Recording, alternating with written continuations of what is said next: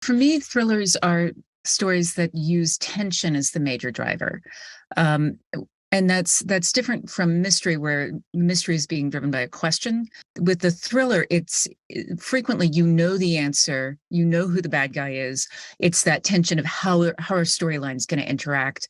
Where is the danger going to come from?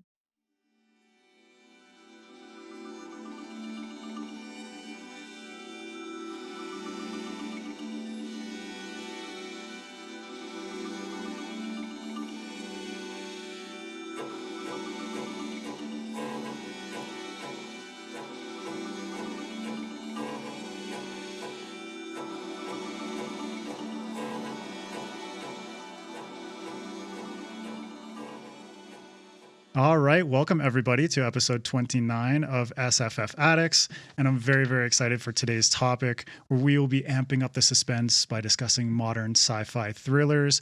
I love a good thriller, something with a fast pace, high stakes tension and action and that kind of thing, which is why I'm so thrilled, to be joined by this amazing panel of authors, all of whom are making first appearances on the podcast. And to kick things off, we have Mary Robinette Kowal, who is the award-winning author of the Lady Astronaut series, the Glamourist Histories series, and more. She also co-hosts the podcast Writing Excuses, which is one of the reasons I actually started this podcast, so thank you, and was the president of the Science Fiction and Fantasy Writers of America from 2019 to 2021. And her latest book is The Spare Man, which just released through Tor Books. We're recording this in the past, but it's coming out in the future, so the book will be out by that point. But happy to have you here, Mary Robinette. How are you?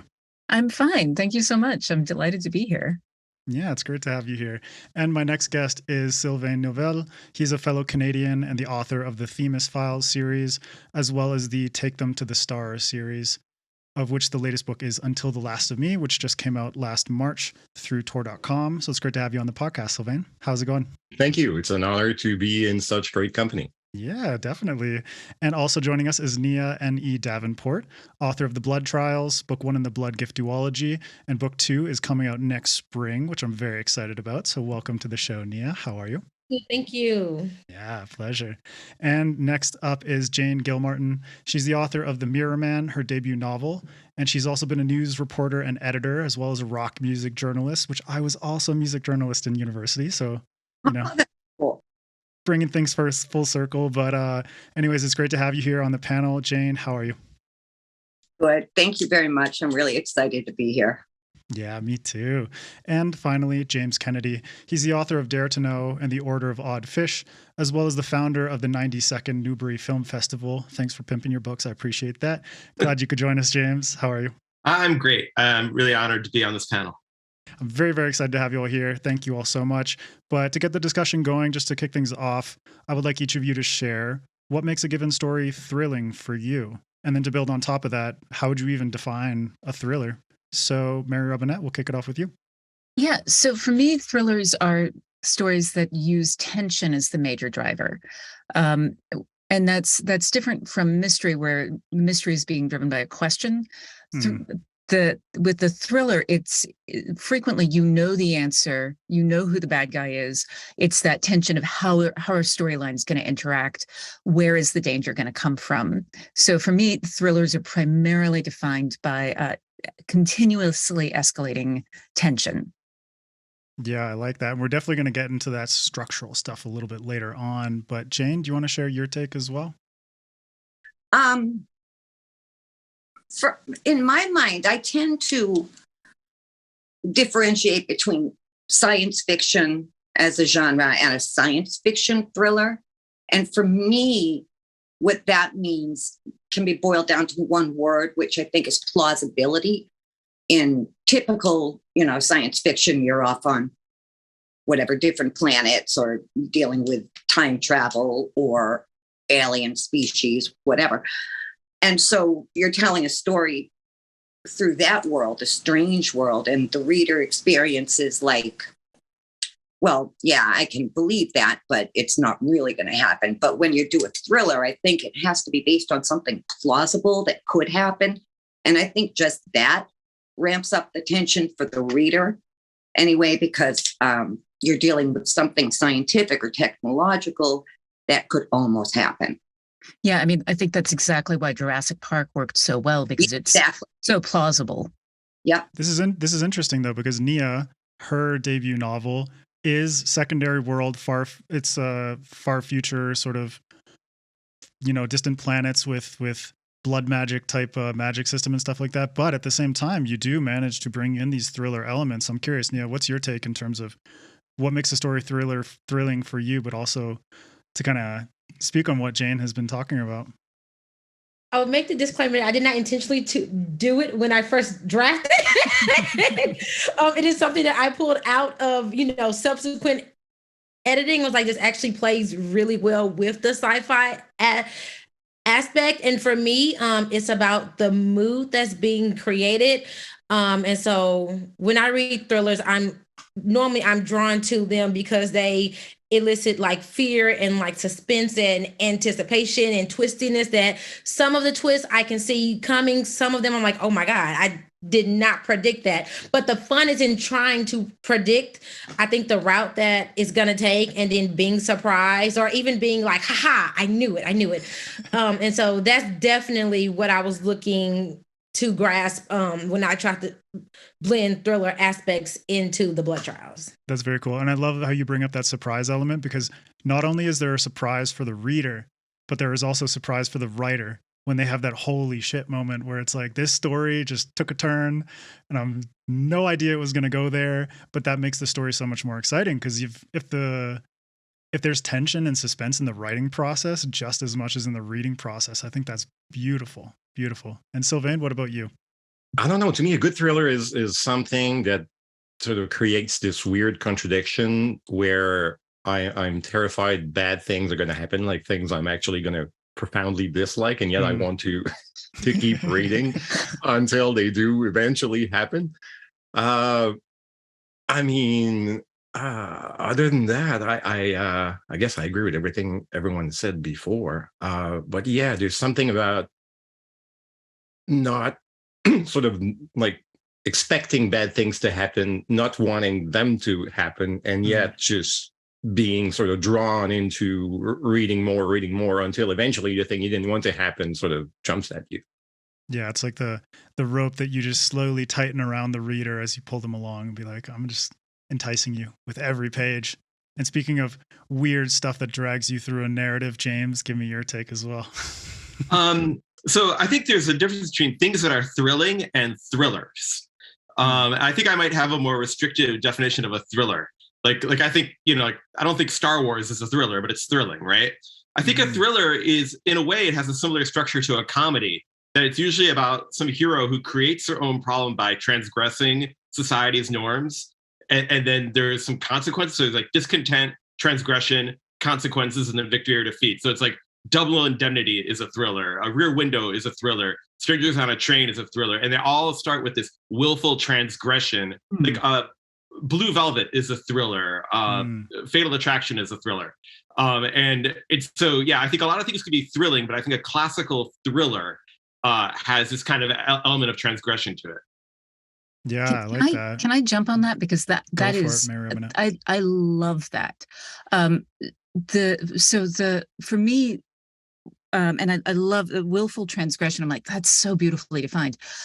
For me, science fiction and I think there are two types of genres. There's a structure-driven genre and there's an aesthetic-driven genre. And thriller to me is a structure-driven genre. There are certain beats that you have to hit. The ones that Nia was talking about. Sorry, Nia or Nia. I was Nia, but it's okay. My brain was like, no, that was the wrong vowel.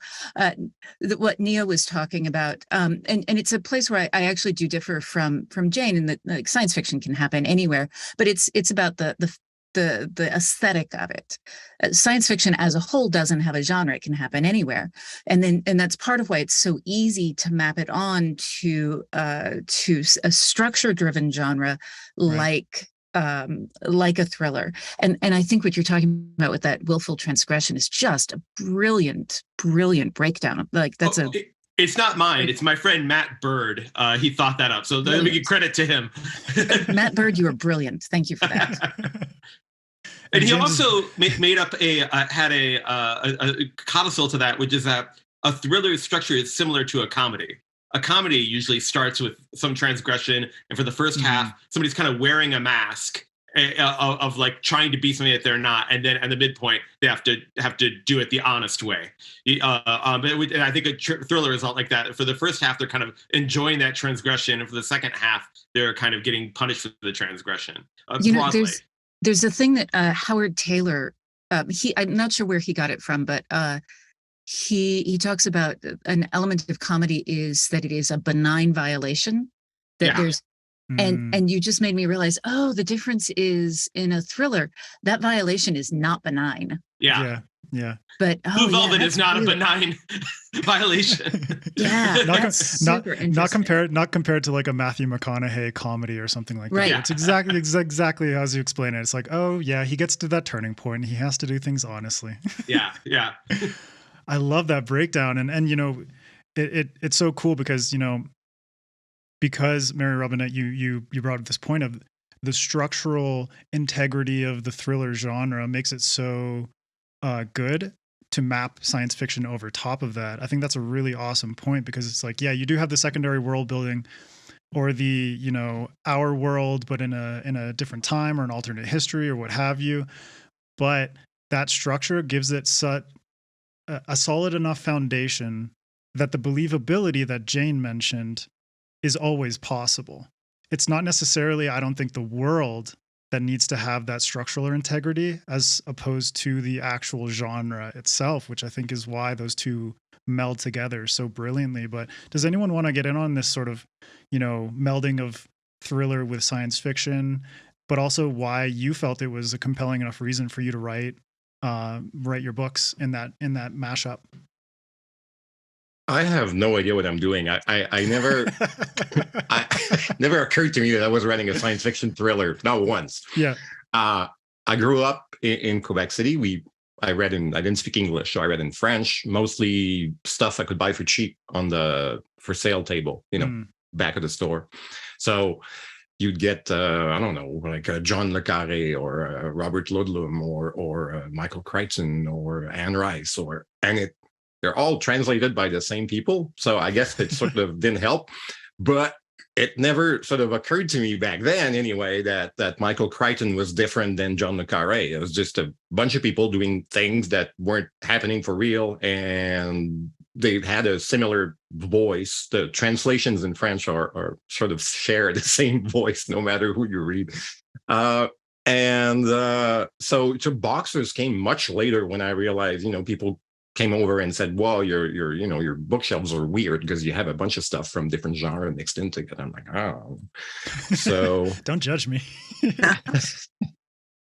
That's fascinating though. It's like, I'd never thought about that, you know.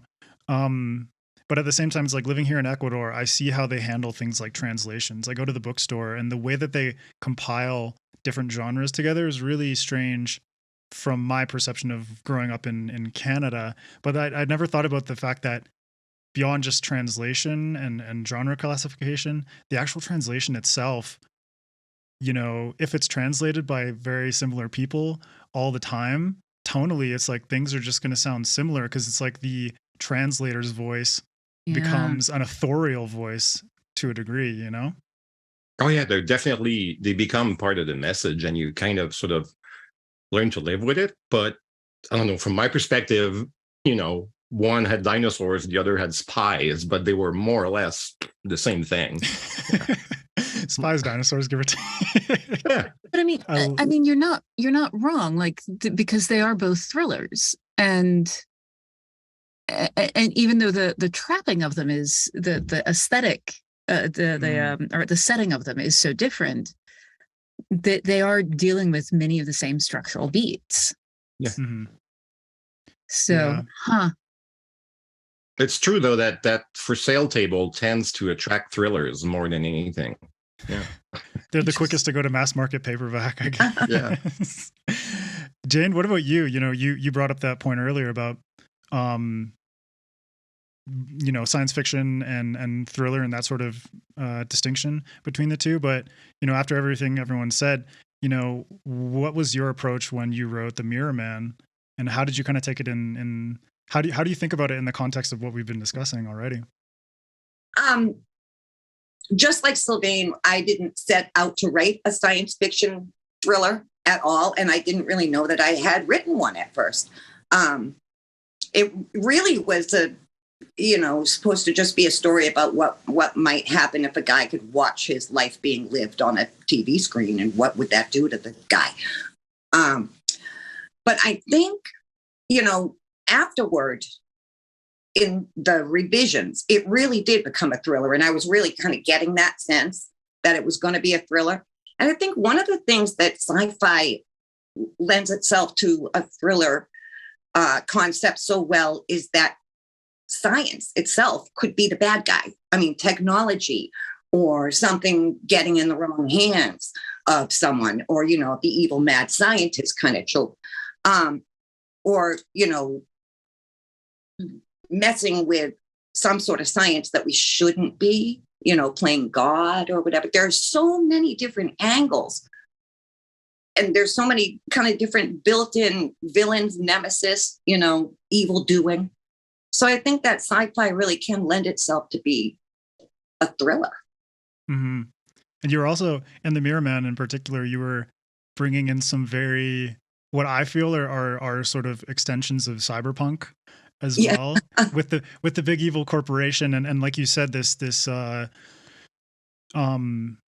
there, on one hand, there's access to technology, but on another hand, there's the handling of technology and the way that a corporation would handle this technology and the moral implications of that versus the sort of outsider perspective and how they perceive this. Right. It's who's in charge. This digression of morality and everything like that, I think is really cool. And you brought up a point there that, you, Sylvain, neither of you were really thinking that you were writing thrillers in the writing process. Nia, you brought up that as well. Do you think it's just sort of this unconscious osmosis from the types of stories that you enjoyed reading, or the types of movies that you enjoyed watching that had these very structural thriller elements to them, and that just kind of naturally came through in terms of the story that you had written and what you were sort of needing in terms of the characters and the pacing and that kind of stuff? Nia, I'll toss it to you first. I think there's something to that.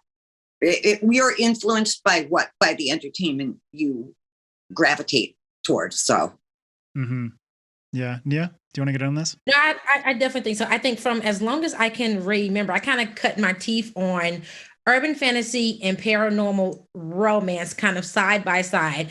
And Mary was saying that like science fiction fantasy is very like aesthetic driven, whereas thriller is very like structural driven. And I think a lot of the urban fantasies that I've read for so many years, they have these huge, beautiful aesthetic like magics and like worlds. And then they use either thriller and or mystery elements to kind of like advance us through these amazing set pieces. And it's really cool magic. So I think I definitely just kind of internalized and soaked all of that up when I was trying to write the Blood Trials. I didn't mean to write a sci-fi thriller. I meant to write a really cool magical world. And I was like, okay, I have all this cool magic and all of these like political clashes, but what's the driving, factor that's getting my character and my plot from A to B? And then just kind of like I internalized, there needs to be a body. And we need to be figuring out who dropped the body. Yeah, but it's cool because you started off your book with A, somebody kicking somebody else's ass, and then B, a dead body. So it's kind of like you took elements from thriller and from mystery and combined those together. So that was really cool because it's like Mary Robinette, you said earlier, it's like there's, the question that drives a mystery, but there's the suspense that drives a thriller. So it's like you can even get deeper than just adding thriller elements. You can add a dead body and just kind of up the ante of like, oh shit, who done it? But also this is really suspenseful. James, maybe the reason that science fiction makes for is fertile for thrillers is because it gives you new ways to transgress. like the going back to my transgression point, like in Jurassic Park, the transgression is, you know, cloning the dinosaurs. Like it's like a Blake Crouch novel, like Recursion. Like the transgression is going back and changing your own past, you know, or with the transgression with Mirror Man of like getting to watch, you know, a clone of you do your own life. So these are all transgressions, but sci-fi can give us new transgressions that nobody ever thought of before. Mm. Interesting. Yeah, I love that. I love that. And that actually ties really nicely into this next topic, which is, you know, what I mentioned Nia's story starts off with somebody getting their ass kicked and then a dead body.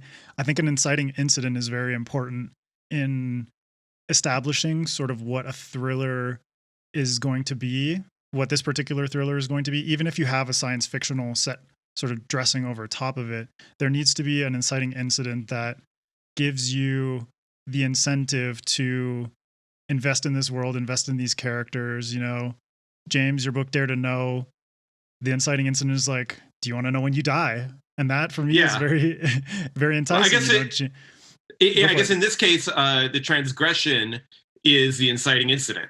The person like seriously contemplating or actually doing the transgression. Yeah, exactly. Does anyone want to sort of build on this idea of how I would like to combine it with transgression, because I really like this concept, James. The transgression and or the inciting incident, how those are the way for you to establish your world and your characters, but also to establish reader expectations about what they can expect from this kind of story. Like I'm sitting here and I'm thinking about my own, which I did deliberately write as a thriller, but I didn't write thinking about, you know, this willful transgression, and I'm like, I guess my character's willful transgression is that she's a woman in the 1950s. And the unwillful transgression is that a meteorite strikes Earth. Well, but Calculating Stars isn't a thriller. I think it does have like very thriller elements to it. It does. There are moments where it has thriller elements, but it's structurally it's not a thriller.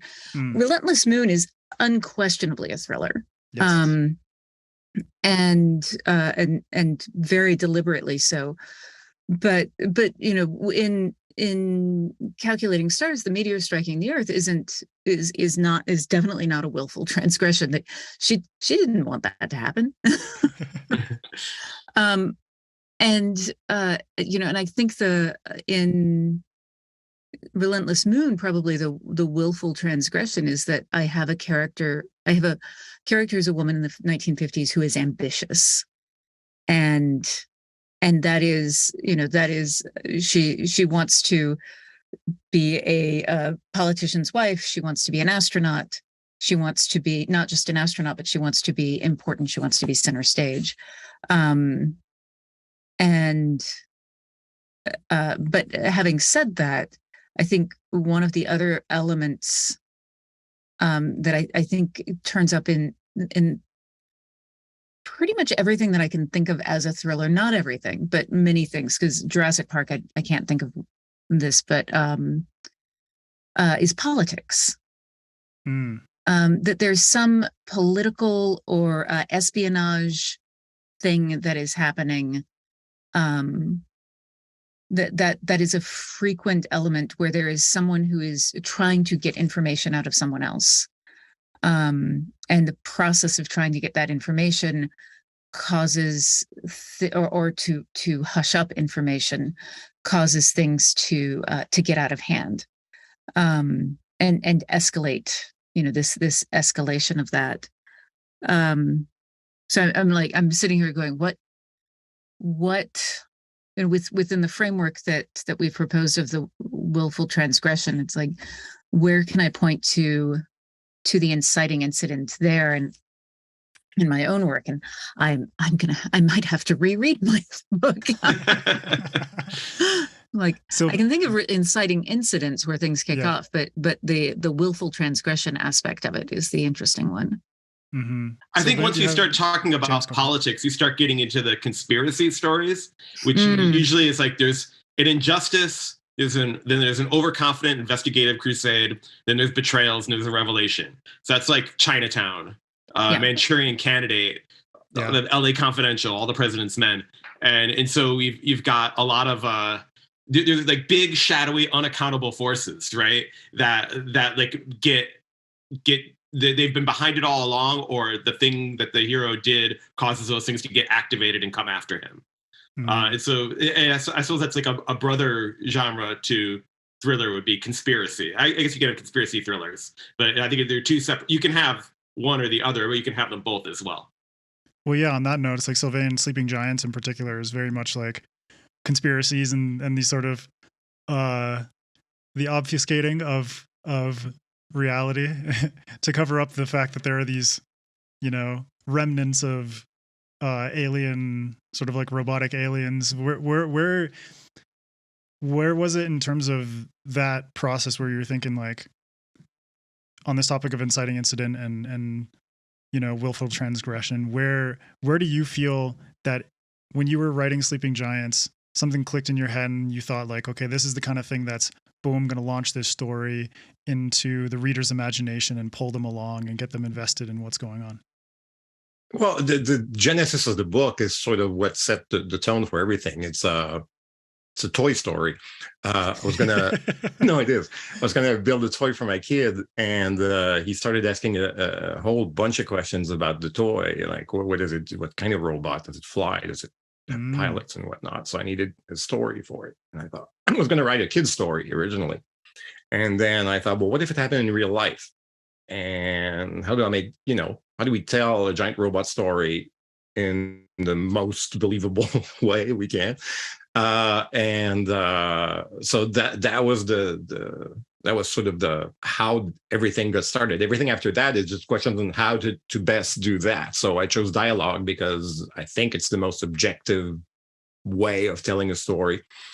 I chose documents because I thought, well, if it happened in real life, no one would know. It'd be top secret, but it'd be a paper trace somewhere. And what if I write the paper trace? And so I also like the idea that the book itself sort of exists in the story that's inside the book, the physical thing. But I keep thinking, while everyone else was talking, I was trying to think like, what's the transgression? Where's the transgression? And I think in this book, and I guess most of the things that I wrote, the transgression always comes from curiosity. Like you just keep going after things you should have just let lie. Rose falls into that hand, but she could just forget about it and live her life, but she becomes obsessed by it, and it sort of shapes her life. And after that, they eventually they realize they're looking for something that spells bad news for everyone, but they can't stop doing it because it's just there. Yeah, I love that like relentless obsession. And that's also something like Nia and Jane that plays into each of your books as well. It's like, in the Blood Trials, the relentless obsession with trying to figure out who killed her grandfather, and in the Mirror Man, it's like the relentless obsession of like what watching your clone does to you on like a psychological level, and then trying to figure out like, how do I get back into my own life? Because I fucking hate watching this all from a distance. And it's just like the obsession that comes with like what's going on in this corporation, what's going on in my family that I have no access to, and all this kind of stuff, I think is really cool. And, this plays perfectly into why pacing and tension and things like action are so integral to the thriller genre. And I think because of all these elements that each of you have added into your books from a science fictional lens, that gives you even more flexibility to provide, James, as you mentioned earlier, like provide, pacing cues and tension and that kind of stuff in a way that is just believable enough, but also kind of like otherworldly, to the sense that you're intrigued by what's going on from like a world building or character level. You're like, oh shit, that's really cool. But then it also plays with the structure to thrust you even further and kind of grab your attention again and again and again. Jane, do you want to play off of this idea of like pacing, intention, action, and those kind of things, and how that plays into your stories? With the Mirror Man, it was pacing and tension and action were hard because almost the entire story takes place in a single room. So it's a very small world, but the way that I looked at it and the way that I wrote it was sort of trying to imagine the reader kind of looking over my character's shoulder, kind of trapped in the room with him, unable to escape, unable to look away. And I think, so the tension in mine, I think, at least I tried, was to get a little bit more of a psychological tension.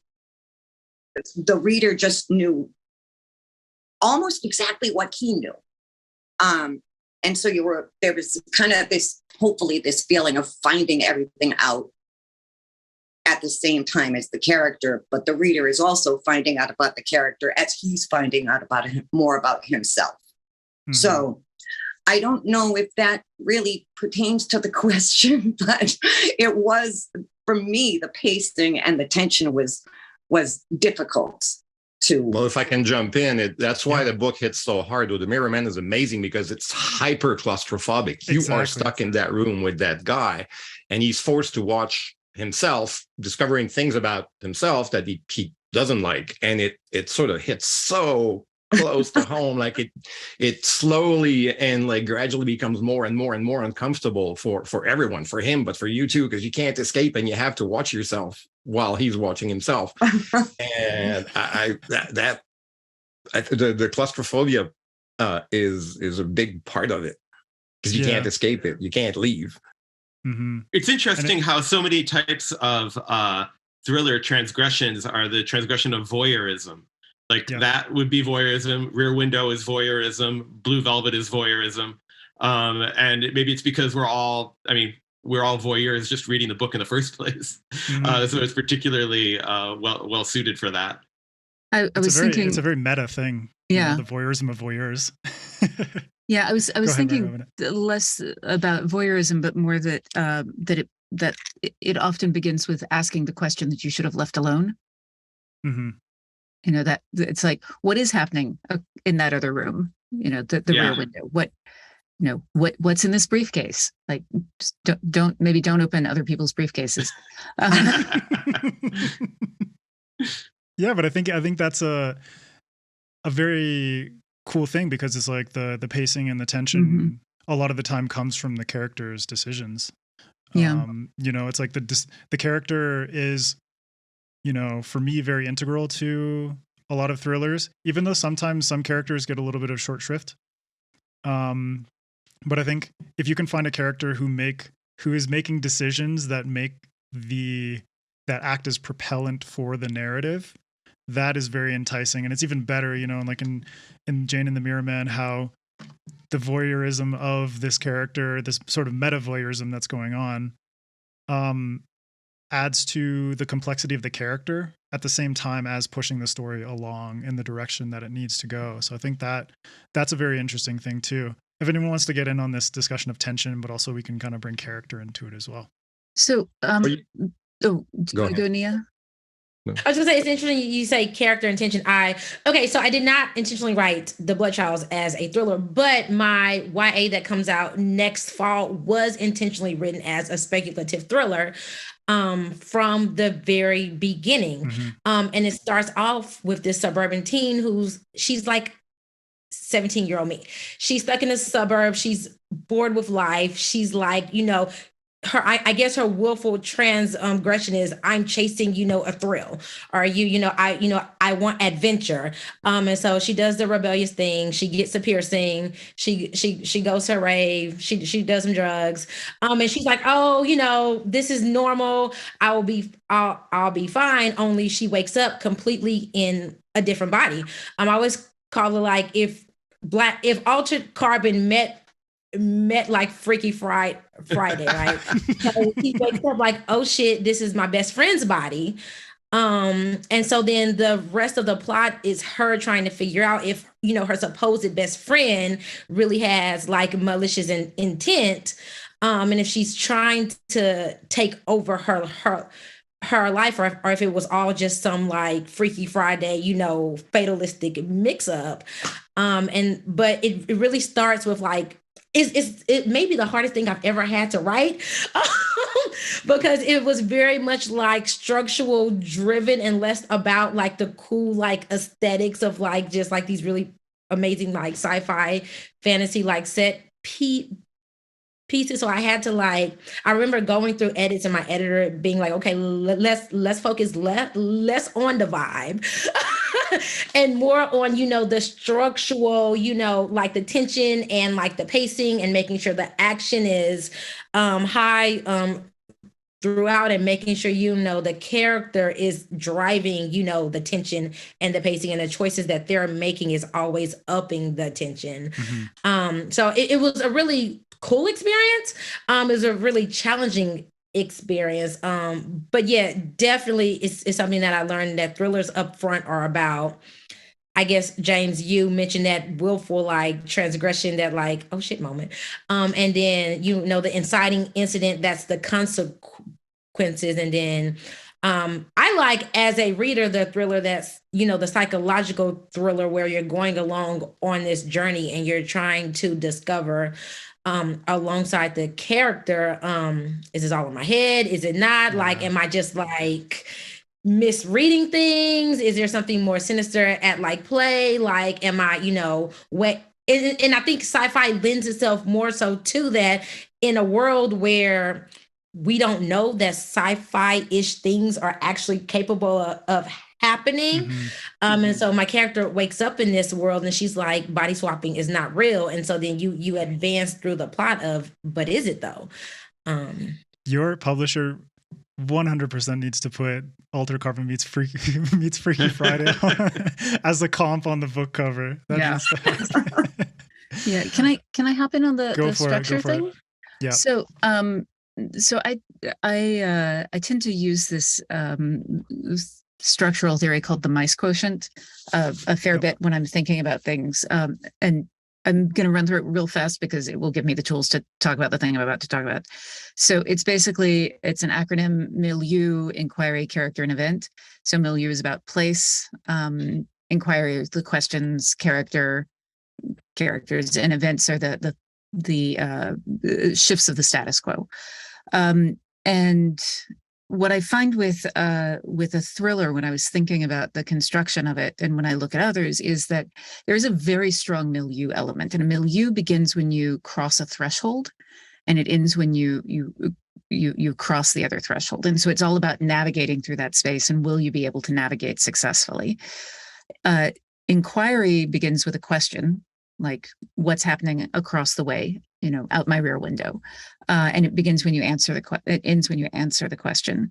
And an event begins with a shift of the status quo, and it ends when the status quo is restored or you have a new status quo. And the thing that I found when I was working on Relentless Moon, and then The Spearman is straight up murder mystery. It has some thriller elements to it, but it's not classically structured as a thriller. But the thing that I found was that if I interrupted one of those threads with another thread, so if I've got a scene where they are, they're trapped in a room, and in order to get out of that room, they have to do a certain thing. So that's a straight up milieu moment. But to stop them from getting out of the room, rather than having something go wrong with the room, I have a larger event happen, or I have a larger inquiry, a new question arises that interrupts that. And so you have the lingering tension from the thing that was initially going wrong. And then I've added a new different thing that is related. And so I braid those three elements back and forth as I move through the story, which allows me to keep ramping the tension up without having to resort to making things completely implausible with the level of things that are going wrong, just by never letting them quite resolve a thing. Yeah, and I think that a great talk to NASA, Mary Robinette, by the way. I think about talking about mice. I think it's to NASA, right? Through NASA? Didn't you give a talk talking about the MI milieu inquiries and everything through NASA? Yes. Everyone find that interview. It's online somewhere. I'll it's link amazing. to it in the description. Yeah, that's. Ahead, I think we did that with the Houston. We have a podcast. I think I may have done that there. It's my default. But Sylvain, I'll toss it back to you. But I also want to build on what you were talking about, Mary Robinette, because I love this mice quotient because it can apply to a broader story. It's so efficient in the way that you can apply it to different structural hierarchies within a story. It's like you can apply it to a moment or a scene or a chapter or an act or a novel as a whole. And Sylvain, I was curious, you brought up this sort of epistolary nature of Sleeping Giants earlier, where you have, documents and redacted documents and stuff like that. How did you approach tension and pacing from that perspective when you were using so much more dialogue and you were kind of building out the world through interactions between different people? Yeah. Pacing is weird. And I don't usually think about things sort of consciously, like technical aspects of writing. There's a lot of seat of your pants technology involved when I do it. But in this particular case, I thought about pacing a lot. What do I do? And because it's 80,000 words of unattributed dialogue. So, and I tried to, in a bunch of places anyway, to sort of match the speed of the conversation with the speed of the events and the tension that I was trying to create. And so when people feel like they're losing control, things start going a little faster, and then you have shorter bits of dialogue and people are just, saying short things at each other. It was an interesting challenge. Take Him to the Stars was also interesting because space race. But I, instead of writing an alternate history, I wrote a secret history. So I kept all the events as is with the dates. So once I picked my events, I had a pacing that was sort of like forced upon the story. And I'm like, what did he do for 2 years? Why does it take 2 years? What's happening? Why is this? And so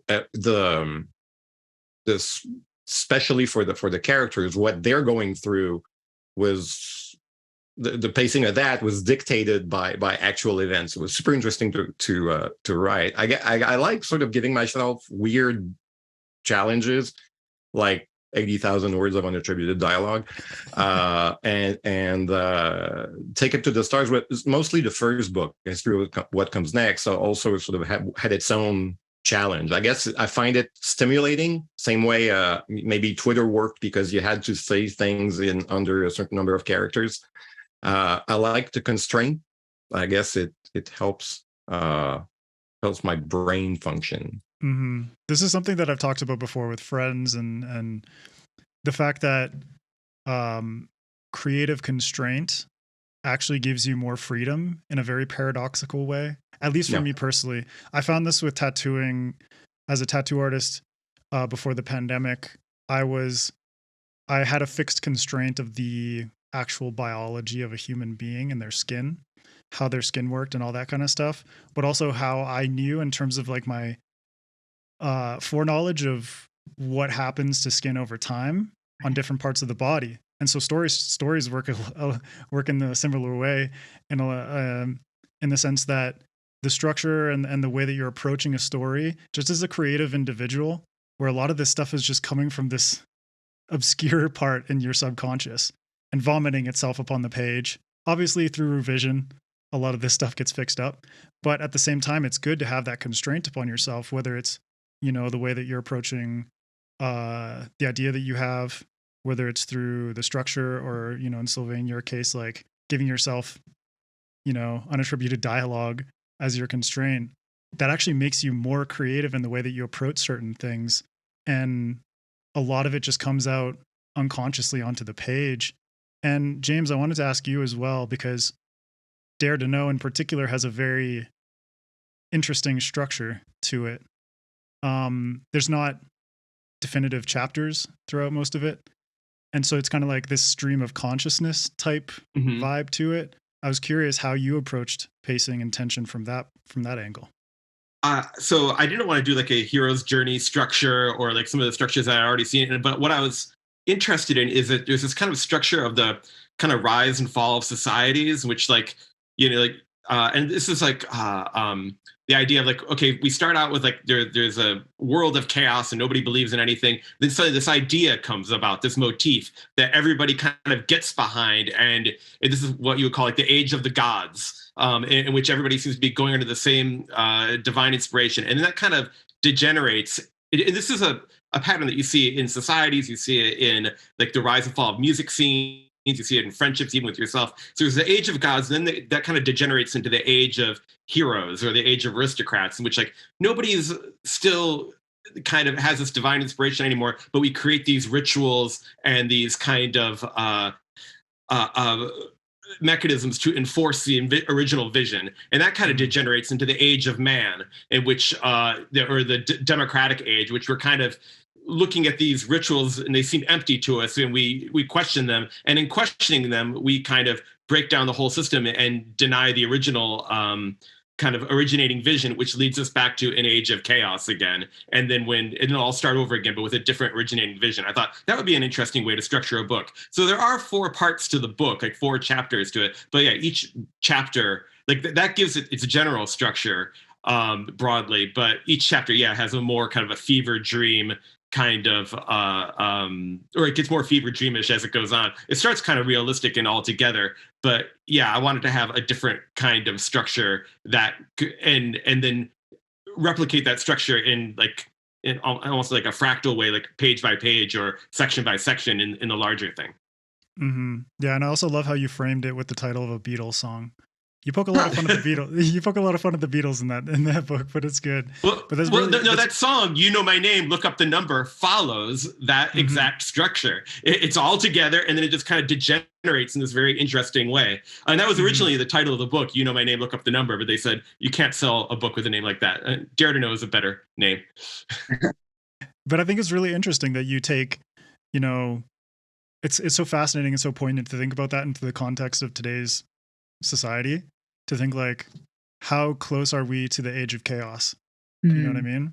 It's like you can map out this progression in a country like the United States, for instance, the original vision, the age of heroes, and the continuation of that vision, the age of aristocrats, and then the age of democracy. It's like, at what point does it kind of devolve and revert to a chaotic state, And that's the thing. It's like it's you thought it was devolution, but it's like each stage has its own kind of virtues and vices. So the age of equality or the age of democracy, there's going to be more rights and there's going to be more science, but it's like on its way, like inevitably to chaos. And like maybe there's more uniformity in the age of gods, but it's much more repressive. And so I don't even know if this is even true, but I when I saw the structure, I was like, oh, this is a good way to organize a story. Whether or not, I know that people have written, there's this book called The Fourth Turning, which is all about this as applied to American history. And I read it, and I'm not convinced. It seems like it's like a structure, and you can almost pour any kind of liquid into it, and the liquid will take the shape of that structure. But for a storyteller, we love structures, regardless of whether or not they're true, because it gives us something to hang our story on. Yeah. Oh man, so fascinating. That was really cool to sort of see that all unfold. And also, I just recently read Annalee Newitt's book. What is it? Oh, the four lost cities. And which is all about Cahokia, which is my book. Yeah, and that's a complete coincidence. Yeah. Yeah. And Mary Robinette, I wanted to ask you, and Sylvain, because you were playing with history in this sense, I want to focus a little bit more on world building again. You both approached the space age from different angles, which I thought is really cool now that we've got you both here together. Mary Robinette, you approached it from the angle of alternate history, where after World War II, I can't remember the name of the President Dewey. Yeah, Dewey. Yeah. So Dewey ends up becoming the president. Truman. Yeah. And so it's like Dewey instead of Truman, and then this kind of like lays the groundwork for this alternate trajectory in American history. What was your approach when it came to writing this series, The Lady Astronauts, in terms of using that alternate history as, on one hand, as a way of enhancing the aspects of the storytelling and the structure, but at the same time using the storytelling and the structure to infuse those world building elements in a natural way. So the thing that I like about alternate history is that it allows you to talk about issues with an emotional distance, and that emotional distance creates space for the reader to insert themselves. So what it means is that I can just have things that happen, and I can trust that the reader will draw their own parallels, because the racism, the sexism, all of the biases of the 1950s are happening still. You know, they don't go away, and readers can draw those parallels on their own. Mm-hmm. So using that structure, and then using basically, I mean, I write about the space program because I am deeply invested and love it. But it's also a little bit of a, come here, I'm going to talk to you about rocket ships. Okay, so sexism, you know, it's not bait and switch. It's just, you know, a spoonful of sugar, spoonful of rocket fuel helps the medicine go up. I'm not that metaphor died very quickly. But it is one of the things that I love about science fiction and fantasy is that it takes, you know, by shifting things just a little bit, you get that emotional distance. You get to see the connective tissue, and the readers can, you know, they can then see all of those pieces, and that gives them a better understanding of what's happening in their own world in the here and the now. Yeah. And Sylvain, what was your approach? Because you mentioned it's like you were looking at a historical timeline and trying to figure out, like, how do I fit the pieces together within this timeline, and basically like digging into the shadows of what was going on in the space race at that time, and making it my own, but also using history as the foundation for it. Yeah, I had a bigger arc for this project. It sort of started, I wanted a story that could span millennia, like with a multi-generational thing. Mm-hmm. And I didn't want immortals. So I ended up, in short, there's slightly homicidal, self-cloning alien mothers and daughters who mess with history from like 3,000 years ago to like today. You know, and they want us to leave this planet because we're all going to die at some point. And so the 40s was a great place. I will say, Mary Robinette, you write the 40s. I was so amazed. Like you can feel it, you can smell it, everything, the fake shine that hides all the ugly things. I mean, it's just, I was fascinated by this. The jibes, so many jibes, man. No, and I'm always amazed at people who do great things, but I'm even more amazed when it's things that I can't do, like when people do things differently than me. Oh yeah, no, that's always the most fun. Whoa, yeah. Like, I'm always 80,000 words of unattributed dialogue. I'm just like, what? How? It's a project. But yeah, and the space race was interesting. It was like you know, going to the Lego store and getting sort of a random bag of Lego blocks, and then you're like, okay, that's what you have to play with, and how do you make a story out of that with aliens? Mm-hmm. I had a great time. Someday I would like to do like a panel with a bunch of people who inserted Werner von Braun into their book and compare the various degrees of assholeness we gave him. Yeah. Yeah. You're watching For All Mankind? Yeah. Yeah. Werner von Braun. Like the moment he appears, I'm like, but you're making him nice. This is not okay. And then I know. I was really, really sort of uncomfortable with that. Yeah. Robert Sawyer also has him in the Oppenheimer Alternative, which is about Oppenheimer. But he's a bit of an asshole, but again, not enough, I think. But yeah. Right, I'll get we you can two. do- I'll get we'll I'll derail. get you two on a I'll get you two on a Yeah. panel with the showrunner for all of mankind. Jane, I'll toss it back to you because you're bringing up earlier. It's like you had this claustrophobic perspective on the main character. How did you approach world building from the perspective of this contextual confinement? You know what I mean? Yeah. It had to start, I think, with my character. So I had to build him from kind of like the way back right up to where you see him on the first page. Mm-hmm. And I also, while I was writing The Merry Man, I kept on finding out, well, I need a tool. I need tools. So I built my world as I needed tools. And I kind of look at that as cheating, but That's not cheating. Forget it. In sci-fi, you can do that. So yeah. Along with cloning, I had to develop this drug that could download somebody's thoughts and neural pathways, essentially their whole brain and personality, into the body of the clone. So they'd be identical in every possible way. Mm-hmm. And so I created the drug. And for me, that was the most fun. And it was probably the most world building that I had to do, because I really had to sit and think, well, there are different ways to take this drug. There are different people who are taking it. Different things happen depending on how you take it and when. And there's this real sinister element of the drug where people are taking it wrong and, killing themselves. And the whole time you have these questions in your head. The person who takes it more than anything is my main character during the course of this project he signed on to. Mm-hmm.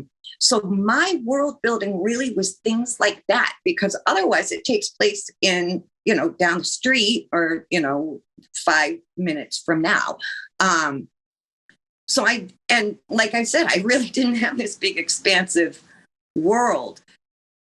The next thing I wrote, which was a novella, I wanted to kind of challenge myself. So it took place on 2 different planets, and that was hard for me.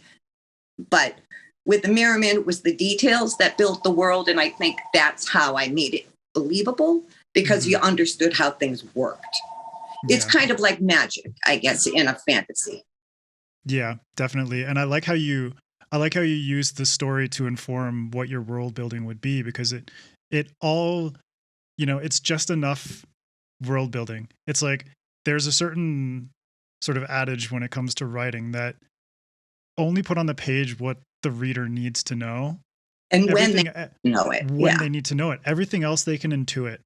Right. And so you did a really good job of using that environment, that claustrophobic environment, and infusing just enough detail where you can kind of intuit what's going on in the broader world and who some of the different players are and what the political and social perception of this drug are and that kind of thing. So I thought that was really cool. And I love how you ended up writing a novella that was set on 2 different planets, because I wanted to toss it to Nia. It's like, a secondary world. This is the kind of thing where it's like you are using the complete imaginative fabric of this story to give the necessary tension and pacing and everything that you need. But what was your approach when it came to the world building for this story? Because Mary Robinette, you brought up politics earlier. Nia's book is full of politics, but it's really, really thrilling. So I think I had several. So my chief approach was I didn't want to be constrained by, rules or like regulations or like real history. If I said it like, like on our planet in the past, or even on our planet in like the near future, or even in like a portal world where like it had a link back to Earth. So I kind of was like, I'm going to cheat and get around this. And it's completely a secondary world in an entirely different galaxy where Earth is not even a thing. And that way I don't have the constraints of like having to like juggle, readers reading it through a lens of what maybe or may not be possible in our world or in a future world that is, that has evolved from our, Earth civilizations. So that was the rationale to set it like in a completely different universe in space. I also wanted to feel like have the aesthetics of fantasy, but have the technology of sci-fi. And it's kind of hard to do that when you're on Earth. So again, I was like, we're in space on a completely different planet, and that's why we have these, kind of like clashing old world fantasy vibes with the sci-fi technology. For the political clashes, is interesting. You said that there's this adage where you give only what the reader needs. And only what is needed right then. I definitely built up the politics of my world to deliberately give me the plot that I to deliberately give me the conflicts, and like the societal clashes, and also my main character clashes that I wanted. Like I knew I wanted her to be a Black woman struggling with racism and misogyny in a very military type world. And so then that's how she ended up living in this society that's sort of an analog to the US, that's like heavily patriarchal and heavily, cis as white, because I wanted her to be able to grapple with those things. And so, I could kind of like analyze, in real life, what do ambitious Black women, what are, the everyday challenges and like struggles that they have to, accomplish. But I also wanted conflicts to, I guess, span the planet. And I wanted the feuds spanning the planet to be heavily involved from historical clashes and just kind of like grudges that have spilled over to, when the novel starts. And I made the death of her grandfather that occurs off page, well, actually the murder that occurs off page before, we ever start the book. I kind of pulled in, leaned heavily on that mystery element to be he's like the glue that links all of these different feuding nations, whether they were his allies or, staunchly against this Black man, coming into this position of power. And so I use his death as kind of like the off-page inciting incident that kind of like sets the stage for a new world wave of political clashes that are going on, because now that this military power is no longer in the game, like he's off the chessboard, all of the nations are kind of like maneuvering, and coming up with their own machinations. How do I take advantage of this power vacuum? And then I guess the thriller aspects unintentionally got pulled in because Akenna is trying to figure out who murdered her grandfather and why, but there's bigger forces at play.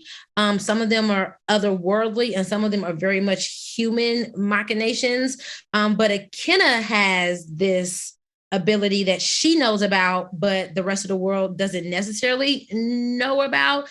And she's kind of like, she engages in this like psychological game of cat and mouse with both herself and this magic that she's grappling with, and herself and the people around her, because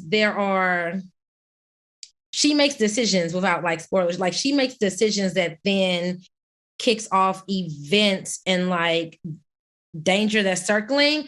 And she doesn't necessarily know that it's circling until, the reader discovers the intrigue and like that's going on, as like Akenna's like, this is something I'm in over my head. I never even considered that things could run like this deep. Yeah, and that kind of ties back into what we were saying about characters, how, just don't open the briefcase. Don't do that. And you wrote a character who's very brash. We talked about this back in March when we spoke, but she's I think you referred to her as like a badass kind of ass kicking type protagonist. Yeah. But she's also very impulsive. And I think Mhm. impulsive characters tend to work really well in thrillers because it's like, yeah, maybe you shouldn't do that. Oh, you did it. Okay, let's go. Oh, no. It's like the don't push the red button, phenomenon, but like the character is like, I could deal with whatever happens. And she pushes it and she's like, oh shit, actually, no. Yeah. No. Yeah. Maybe you shouldn't have gotten into a fight with that person, huh? Maybe. Awesome. And I wanted to ask you all, looking at the future of science fiction and then more specifically sci-fi thrillers, what do you feel is missing or underrepresented within this space? James, I'll toss it to you first. I can't speak to what's unrepresented in the space because I haven't read it all. I bet no matter what I could think of, I'm sure all of you would tell me, oh no, there's that one novel, there's 5 novels that do that. So I read my fair share of science fiction, but I don't know what's underrepresented because I haven't read it all. Mm-hmm. But do you feel like there's in terms of what you have read, what you'd like to see more of potentially? I just want to be surprised. I want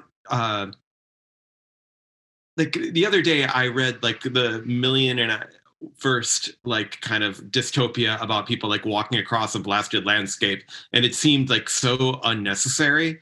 It seemed like, oh God, I've read Station 11, I've read The Road, and now I'm reading this. And like I think there are some things that are played out. I mean, maybe the book that the series that thrilled me the most recently was Cixin Liu's 3 Body Problem books. Yes. And I think the reason I like those so much, and I came to them kind of late, I only read them last year, but there's like a new idea on every page that I wouldn't have thought of on my own. And it came from such a weird angle. And there's so much stuff in there that seems like an editor, like maybe an American editor would say, I don't know, could you get rid of this part in which like they're hanging out with Osama bin Laden, or like there's a really weird or like borderline like juvenile or kind of like cringeworthy or cancelable parts of the 3 Body Problem and its sequels. But for me, like that's the great stuff. It's like when you read a Haruki Murakami novel, like he gets away with all kinds of weird sex stuff that you never could in an American novel because like, it's foreign, it's translation, maybe it's okay in the original.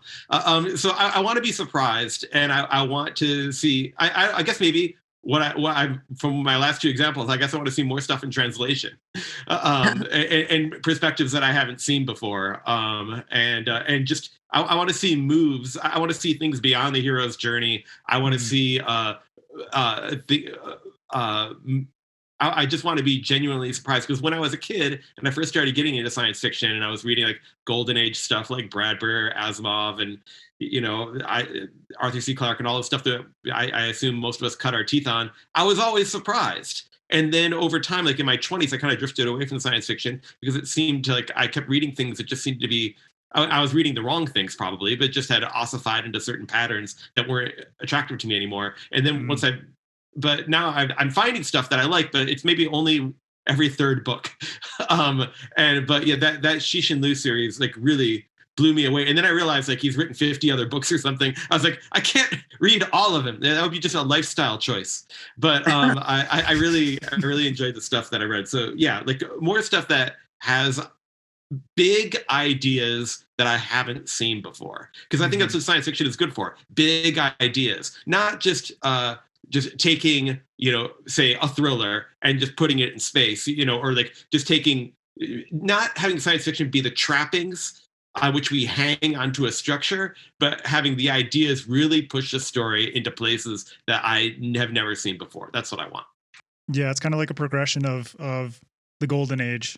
It's like bring the big ideas, meld them with the more modern character focused kind of stuff.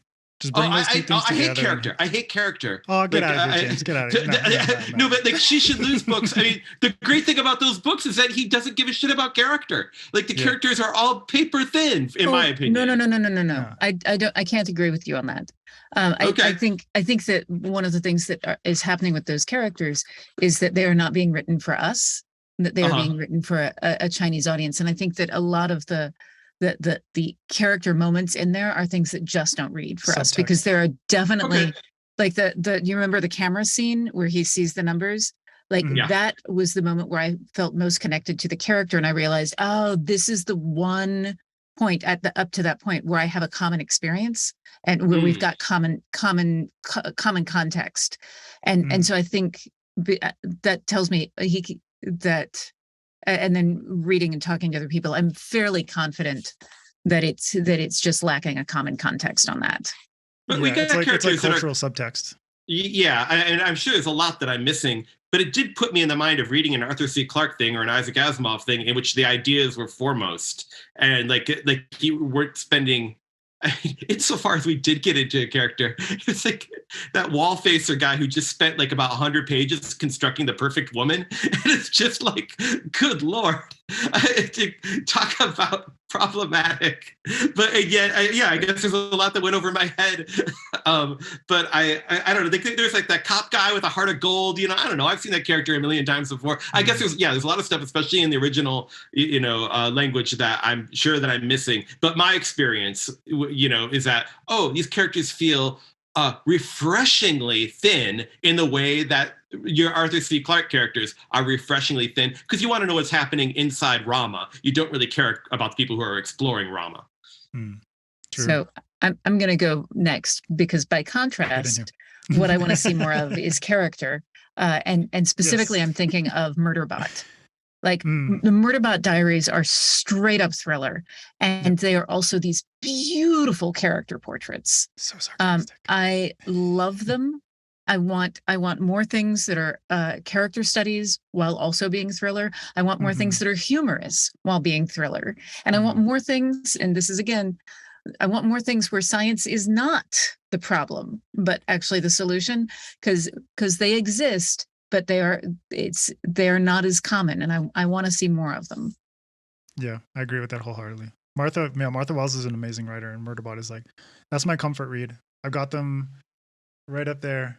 If I have like a big chunky book, I just pop into one of those novellas and have a great time for a day. Speaking of the books that are behind you, looking at Sylvain's bookshelf is a real roller coaster ride, because I see behind him Sally Rooney, but then I see Cassandra Clare, then I see that hybrid novel S, that J.J. Abrams thing, but then I also see Twilight right next to it. You've got a crazy bookshelf, man. He told us earlier. It was expected. Well, Sylvain, what do you feel like is missing or underrepresented in sci-fi thrillers that you'd like to see more of? Yeah, missing probably nothing. I mean, I'm sure the books are out there with whatever. We need more representation of all kinds in advertising budgets, I think, and translation. Translation, I think, is key. At least it's one of the things I'm interested in. I like what I'm missing is different ways of telling stories. And one of the things I get some focused on these days, for whatever reason, is agency. We read, agency is a big thing here. We need agency. We write heroes. They do stuff. They, what? And I tried to play with it, rob the characters of their agency as much as I could, but it's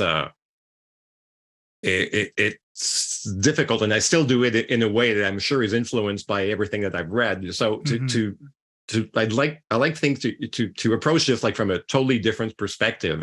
I'm interested in not so much what people do or even plot, but how people sort of go through it and what they experience.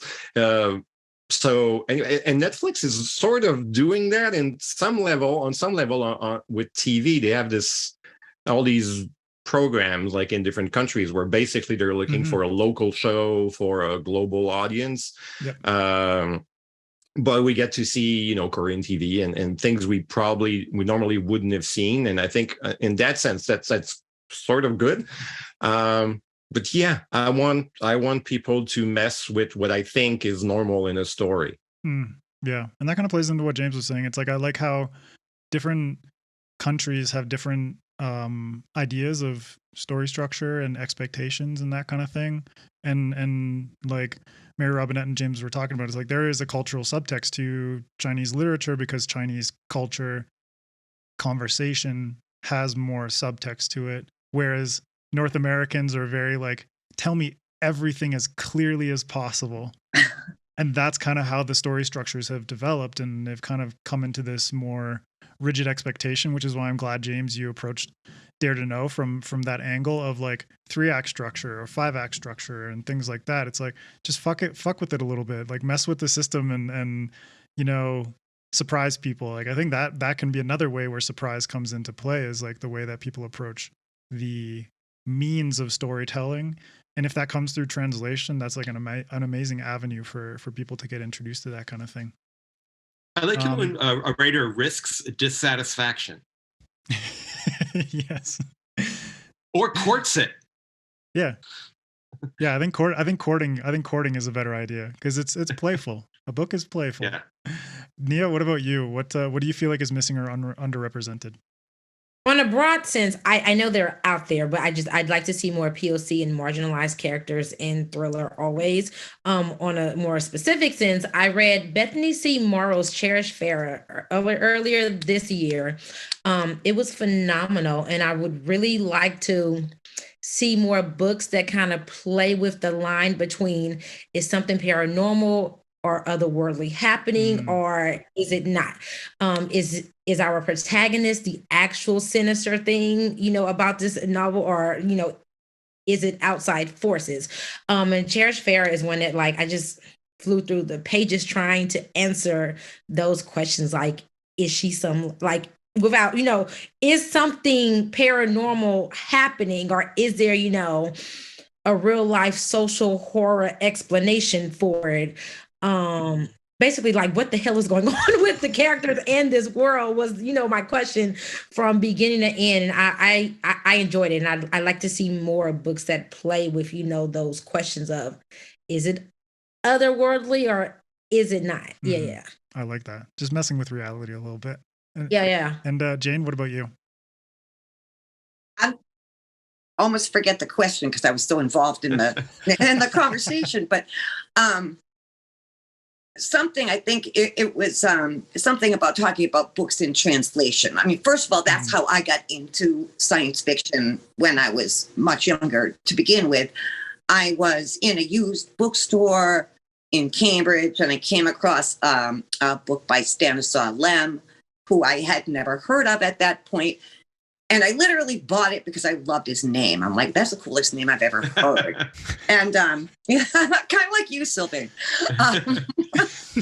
But anyway, that kind of got me thinking in my own mind. I loved whoever said different ways to tell a story. There are different ways to tell it.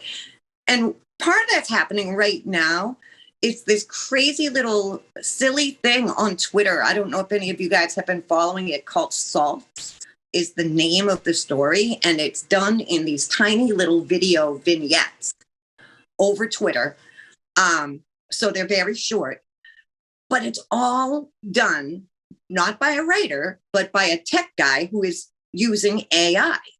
And he will describe the visual that he wants and describe the voice that he wants. And it's all, and then as he puts these up on Twitter, he asks his followers to kind of vote on what's going to happen next, which is kind of another layer of artificial intelligence, if you think about it, because it's the mind, the hive mind. So it's like all these things kind of piled onto each other.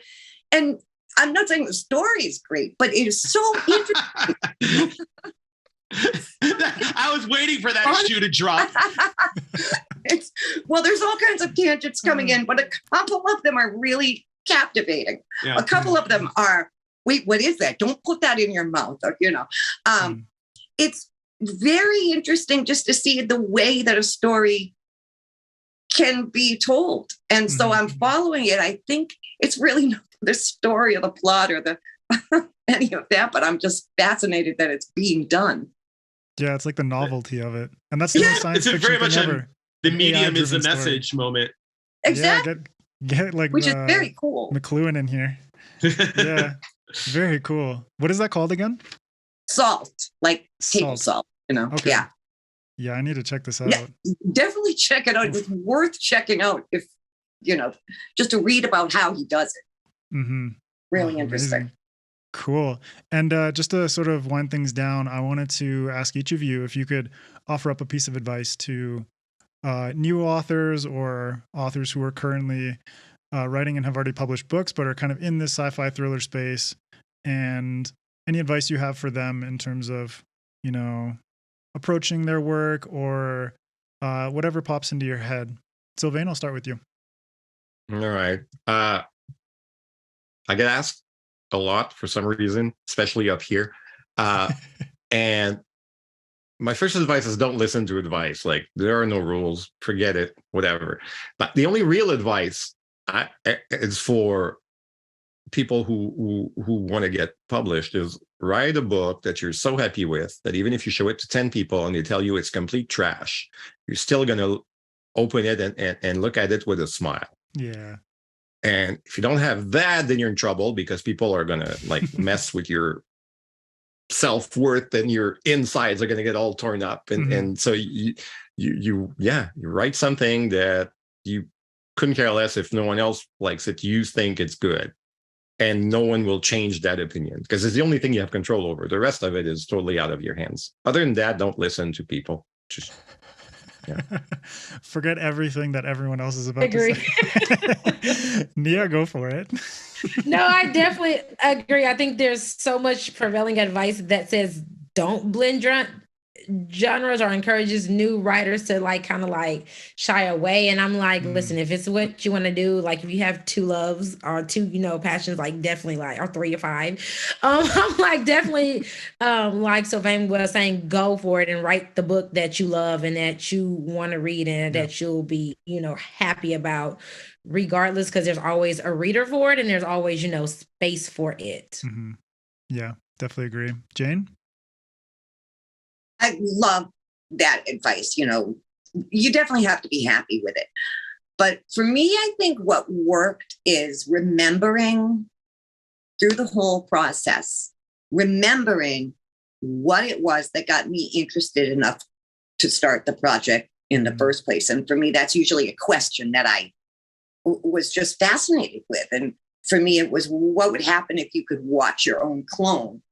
And thinking about all the different ramifications of that. So through the writing and through the editing and through the endless revisions and through, all the trials and tribulations of trying to get from, to get published, I kept that little kernel of wonder, true to the story. And as long as that didn't change, I was okay. And that's another way of saying you have to be happy with the story you wrote. Mm-hmm. You don't have to be happy with it in every single moment. No. And you never are. But an end product that you can be like, yeah, I'm very satisfied. But I love that, Jane. It's like you're constantly rekindling this idea. It's like, why did I decide to start this in the first place, and grasp onto that and let it just kind of sink into your brain and come back to it anytime you're working on a chapter or revising or something and thinking oh, fuck, this is trash and just want to throw this out. And you think, okay, yeah, I got to go back to this idea that kept me here in the first place. Yeah. James, what about you? Writing advice? Yes. Well, I have a podcast called The Secrets of Story that I do with Matt Bird, the guy who gave that advice or that description earlier about thrillers. And however, he's much more about all these rules and advice, and I'm much more intuitive and practical. And that kind of is borne out by the fact that he's written 2 books of writing advice, but no novels. And so and so I'm kind of like the right brain and he's the left brain, or the other way around. I never remember which brain is which brain. But I will say, if there is something that to get somebody out of they're kind of have run aground in their writing and they don't know what to do next, I would say I think a lot. This is something that you can kind of lose sight of as you're writing your book. Make sure that you're protagonist always has a goal that's physically realizable. That like not that like, oh, I wish I was a better person, but like I have to go rescue the Princess Leia. You know, like there's a physical thing that when you've done, you see that it's been done. And even in the most abstract story, I think there should be like moment by moment, you should know what your character physically wants. And or like in Raiders of the Lost Ark, it's not like I want to be a better archaeologist. Like I want the Ark of the Covenant, and then and if it's the main goal, have that goal not be achieved at the end of it, but at the middle. Like Luke gets Princess Leia in the middle of Star Wars.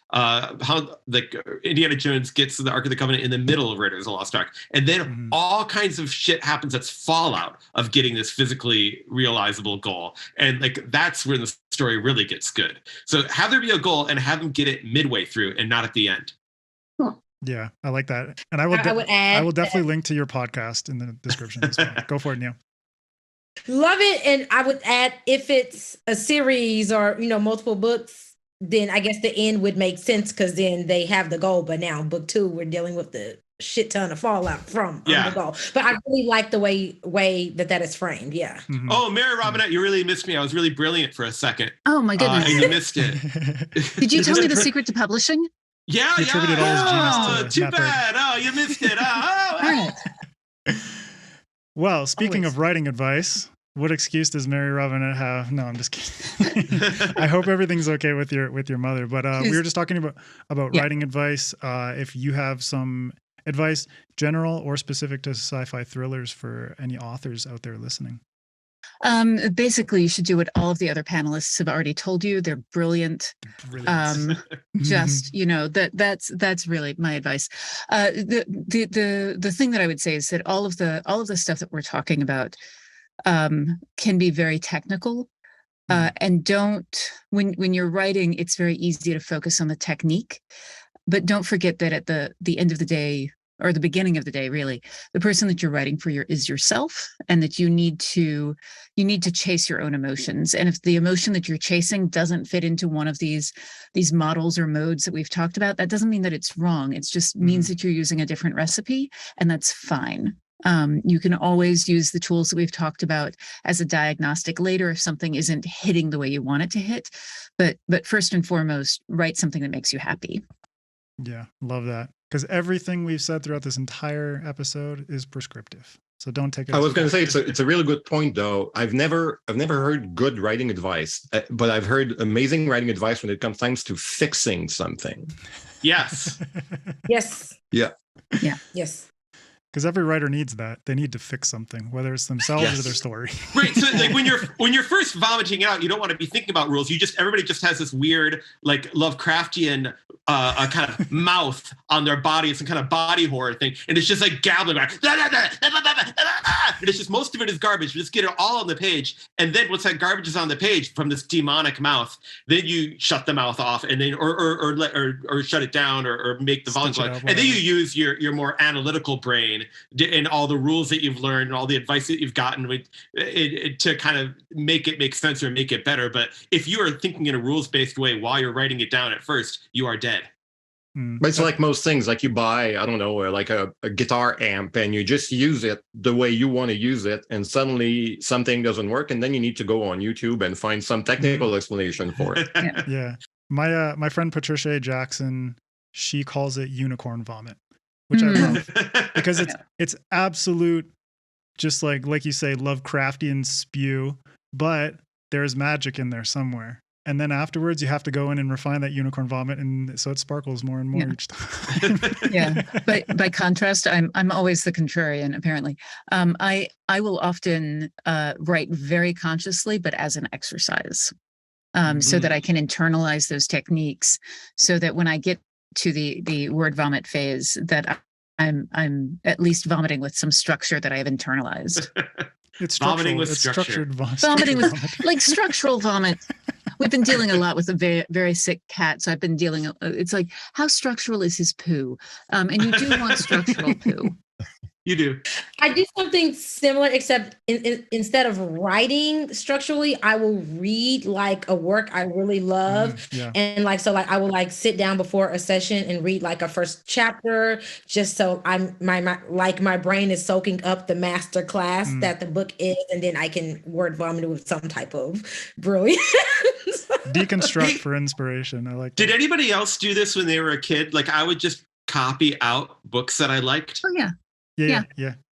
Yeah. Copying the masters. It's when I was writing my my Jane Austen books, I would read a chapter of Jane Austen and then write a chapter. But I would also some days copy out a scene or a page as a warm up, just to get that voice into my fingers. Nice. Yeah, the physical action of writing it, really, there's something to it. Yeah. Oh, amazing. Well, I appreciate all of this. That was a very fun writing advice segment, because sometimes it's like very serious, but this devolved into vomit and all kinds of madness, but I really appreciate it.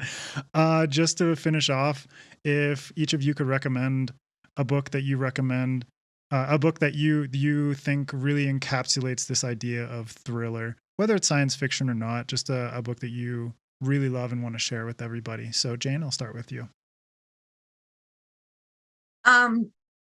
I've been thinking about that during this whole thing. There's so many that I've read. But the one that jumps out to me, and I think it's because there's been so much talk about structure, and that's really interesting to me, is Claire Holdroyd wrote a book called The Effort, and it is, an impending asteroid hit on Earth. But the way that it's structured, it's like a ticking time bomb, which is exactly the metaphor you want. And that book it's multi-characters, multi-locations, but it's all coming back to one, obviously, gripping story. And so that I think that's probably the one that I would recommend. And I wish I had a copy of it here, but I didn't know that question was coming. So it's all good. Surprises. It's all about surprises. Sylvain, what about you? Gonna go with Face by Joma West. It just came out. And it plays on what you expect from a story, and it just messes with you in the most efficient way. I've never felt more like a puppet, in the hands of a writer than I did reading that book. It's amazing. I think just for the experience, it's just obviously not necessarily what you expect. So yeah. Fantastic. And Nia, what about you? I'm going to go with an author versus an actual book, because anything she writes is just amazing structurally. But anything by Tiffany D. Jackson, she is like a structural queen when it comes to plotting out thrillers and horror with thriller elements. I think the book that just came out is The Weight of Blood, which is on my shelf and is going to be like my October read. But definitely, like, she is like just a master at thriller twists and turns. Awesome. And James? The sci-fi thriller I read most recently was Recursion by Blake Crouch, and I thought that was really good. I think that's probably his best book. You stole mine, man. It's fantastic, though. For me, it's just like a masterclass in effective language and relentless pacing. It's just like, if you want to burn through a book in like 2 days and have your mind just... Blake Crouch is a good person to go with. So and he kind of there's character in it, but he doesn't let it bog down in character. Exactly. Like refreshingly, it's not bad to have characters who aren't fully fleshed out, three-dimensional. So you need somebody who's functional for the story. To me, Crouch is the quintessential plot writer. Like I'd go halfway through Dark Matter and I'd be like, how the hell is he going to get out of there? There's no way. Like, I love that feeling. I love that. Yeah, he does it so well. And Mary Robinette, close us out. Hollow City by Dan Wells. The main character has paranoid schizophrenia. And the question is, what happens if the monsters he's seeing are real? Ooh. It's really good. It is it hits all of the thriller elements and also does this major, like, your mind is not the same when you finish the book. Oh, I love that though. It's like so many writers just wrenching my brain in different directions. But it's good. Like Sylvain, you're talking about. It's like I'm just a puppet, but I'm a blissfully happy, ignorant puppet. But all of you, thank you so much, Mary Robinette, Sylvain, Nia, James, and Jane. Thank you for taking the time to talk sci-fi thrillers with me today. If you could please let viewers and listeners know where they can find you on social media. We'll go through. Nia, you go first. Twitter, which I'm on way too much, Nia_Davenport. Instagram is Nia.Davenport. My website is nedavenport.com. Cool. And your book is The Blood Trials. Yes. Yeah. And Sylvain, what about you? Well, last name neuvel.net is the website. Without the .net, we'll get you the right spot on social media. I have an Audible exclusive that just came out about a mysterious signal from outer space called No Kindness Too Soon. Check it out. Very cool. And Jane? I don't even know my Twitter address. I think it's something like at Jane Gilmartin 3. I don't know. But I do have it's okay. Well, you can find me. It's kind of just my name. And I do have a website, janegilmartin.com. And your book is The Mirror Man. Yes, it is. Cool. And I'm James? hopefully working on a sequel. Nice. Very cool. So you can find me at jameskennedy.com, on Twitter at I am James Kennedy, like IAM, and then on Instagram as the only James Kennedy. And also I do a film festival in which called the 92nd Newbery Film Festival, in which kids make short movies that tell the entire stories of Newbery winning books in about 90 seconds, usually with a twist like Charlotte's Web in the style of like a horror movie, or a Tale of Despero, but it's done in the style of Les Miserables. And you can find all those at 92ndnewbery.com. 90 Newbery, that's 1R, ERY.com. Cool. And I'll link to that as well. We got lots of links in this episode because all of you are doing such cool stuff. Mary Robinette, where can people find you on social media? So on Twitter, it's Mary Robinette. On all of the socials, there's a link tree that will lead you to all of the others. But basically, look for me with the Mary Robinette or Mary Robinette Kowal on TikTok, Instagram, my own website, maryrobinettekowal.com, on book tour, and then city near you for the Spare Man. And writing excuses on and writing excuses every platform. Right. Oh, that. That thing. Right. Writingexcuses.com if you would like a podcast 15 minutes long because you're in a hurry and we're not that smart. All right. And perfect note to end on. Thank you all so much. I really appreciate it.